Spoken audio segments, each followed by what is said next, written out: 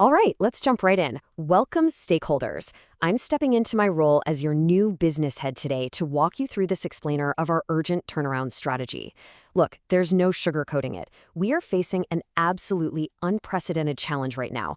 But honestly, we also have an unprecedented opportunity to fundamentally redefine who we are as a company. So, the big question: how do you save an $8 billion unicorn when 90% of its revenue literally vanishes overnight? The real money gaming ban hit us hard. I mean, it was like a Jaspert Boomerang bouncer straight to the helmet. It was fast, it was unexpected, and it caused a real concussion across the entire industry. But you know what? You don't build an $8 billion company by walking off the pitch when the bowling gets tough. To reach that kind of valuation, you have to build an institution, right? You build infrastructure and a massive user base that transcends just a single product.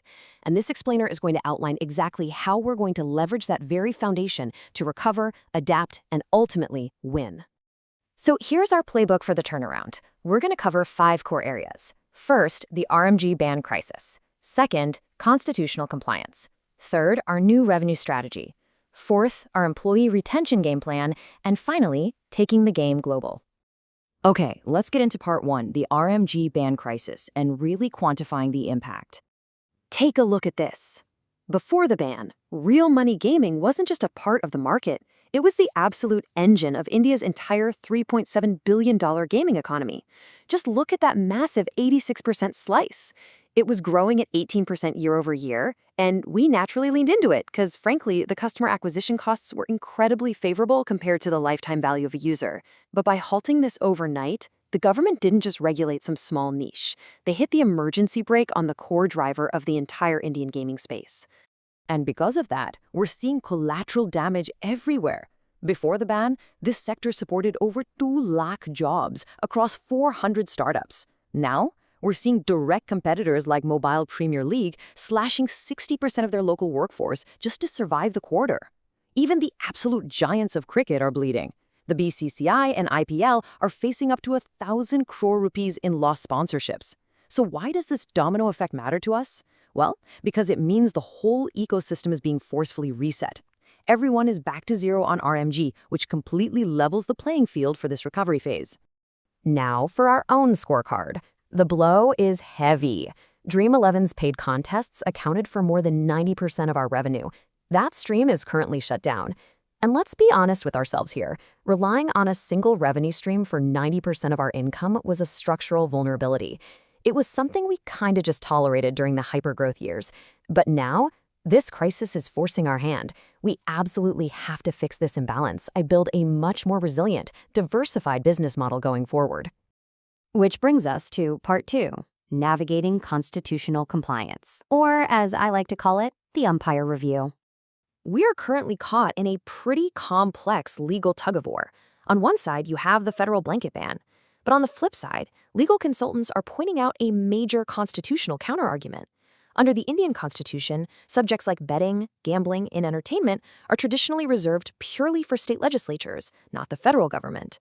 Because of this, several leading lawyers view this sweeping federal act as a direct affront to federalism. Consequently, opposition-ruled states like Tamil Nadu and Karnataka are considering serious challenges to this act.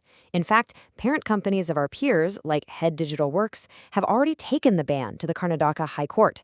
Now, let me be perfectly clear on this. Dream11 will remain strictly neutral. We are not taking a political stance here. We're just impartially monitoring the situation. But the crucial takeaway for our strategy is this. While this high court battle plays out over the next few months or even years, our new revenue streams are going to be entirely immune to this constitutional debate. We are de-risking the company by stepping entirely out of the legal gray area. All right, part 3, a new revenue strategy, the test match rebuild. To survive and thrive, we've got to shift our mindset. We need to move away from aggressive T20 hitting, where we relied on those quick, massive RMG transactions, and settle into a patient, strategic, test match defensive build. And that takes 3 immediate steps. First, we transition our core fantasy product entirely to an ad-supported freemium model. We still have the massive attention of sports fans, right? We just need to monetize those eyeballs differently. Second, we aggressively scale FanCode, our sports streaming and merch platform. And third, we push DreamSetGo, our premium sports experiences vertical. You have to remember, we aren't just a single fantasy app. We are Dream Sports. We're an entire sports tech ecosystem. We already possess a staggering user base of over 10 crore passionate sports fans. Activating these previously secondary assets is our absolute lifeline right now. Think about it. A user who can't play RMG today is still a diehard cricket fan. They're still going to buy their favorite team's jersey on fan code or book a premium travel package to the World Cup through DreamSet By cross-pollinating our massive existing audience into these non-RMG verticals, we create a diversified, completely compliant revenue net. Moving to part 4, our employee retention game plan, saving our team. An $8 billion valuation is built by people. It's not just algorithms. As your new business head, avoiding the massive panicked layoffs we've seen at companies like MPL is my absolute top priority. Our talent pool is the engine of this rebuild, so we're immediately initiating internal talent transfers, shifting our best engineers and marketers right out of the stalled RMG sectors and directly into growing verticals like Dream Game Studios. We're also heavily investing in reskilling our workforce for our upcoming international expansion. And to finance all of this, the leadership team and I will be taking temporary executive pay cuts. We absorb the blow at the top, so we absolutely do not have to sever the foundation at the bottom. Which leads us perfectly into part 5, taking the game global. The away tour expansion. Because our domestic market revenue potential is currently capped by this new legislation, it is time to execute our away tour. This table right here outlines our highly calculated 3-year international roadmap. We are targeting the United States for its high average revenue per user and its booming daily fantasy sector. The incredible success of platforms like DraftKings proves this model works exceptionally well in state-regulated environments, and that gives us a projected $150 million by year 3. We're also entering the UK and Europe, which offer mature, deeply entrenched legal frameworks, securing another projected $100 million. And finally, Australia. It's a seamless fit due to their strong cricket affinity and clear regulations, adding an estimated $50 million. Crucially, we're executing this global rollout from a position of absolute financial strength. Remember, back in 2021, we secured an $840 million funding round. We are backed by global heavyweights like Tencent, Tiger Global, TPG, and Chris Capital. This war chest means we don't have to scramble for emergency capital at terrible depressed valuations right now.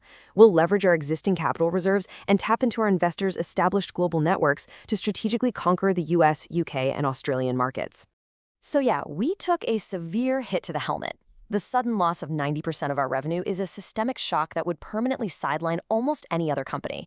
But we are not any other company.